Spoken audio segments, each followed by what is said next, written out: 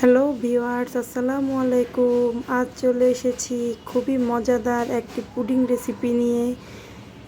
এই রেসিপিটি হচ্ছে ডিম এবং দুধের পুডিং।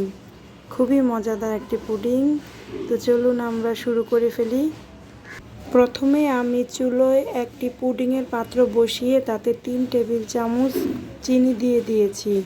চিনিটা দিয়ে ভালোভাবে নেড়ে চেড়ে এটাকে ক্যারামেল তৈরি করব। যেহেতু আমি পুডিং বাটিতে বসাবো, তাই আমি সেই বাটিতেই ক্যারামেলটা তৈরি করে নিচ্ছি। খুব ভালোভাবে নেড়ে চেড়ে ক্যারামেলটা তৈরি করে নিব। খেয়াল রাখতে হবে ক্যারামেলটা যেন পুড়ে না যায়, তাহলে পুডিংটা তিতা লাগবে। তো এই তো আমার ক্যারামেলটা রেডি হয়ে গেছে। আমি চারিদিকে এটাকে ঘুরিয়ে ঘুরিয়ে খুব ভালোভাবে সেট করে নেব। ক্যারামেলটা ঠান্ডা হওয়ার জন্য এক সাইডে রেখে দিয়ে ডিম দুধের মিশ্রণটা তৈরি করে নেব। তো এখানে আমি বড় সাইজের একটি মিক্সিং বোলে 6টা রুম টেম্পারেচারে থাকা ডিম ভেঙে নিয়েছি। এখন ডিমটাকে খুব ভালোভাবে নেড়ে চেড়ে এখানে 1 কাপের একটু কম চিনি দিয়ে দিব। চিনি আর ডিমটা খুব ভালোভাবে নেড়ে চেড়ে মিক্স করতে হবে। তারপরে এখানে 1 চা চামচ ভ্যানিলা এসেন্স দিয়ে দিব।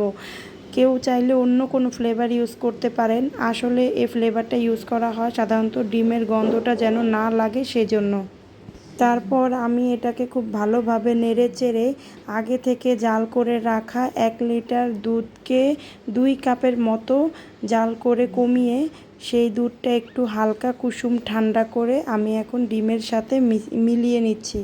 খুব ভালোভাবে মেশাতে হবে যেন সবগুলো উপকরণ একসাথে মিলে যায়। এই তো আমার ক্যারামেলের বাটিটা ঠান্ডা হয়ে গিয়েছে। এখন আমি ক্যারামেলের বাটিতে ঢেলে দিব এবং এটাকে এখন আমি চুলোয় বসিয়ে দেব। তো চুলোয় আমি একটি বড় সাইজের পাতিল বসিয়ে তাতে আমি একটা স্ট্যান্ড বসিয়ে দিয়েছি এবং পর্যাপ্ত পরিমাণে পানি দিয়ে দিয়েছি।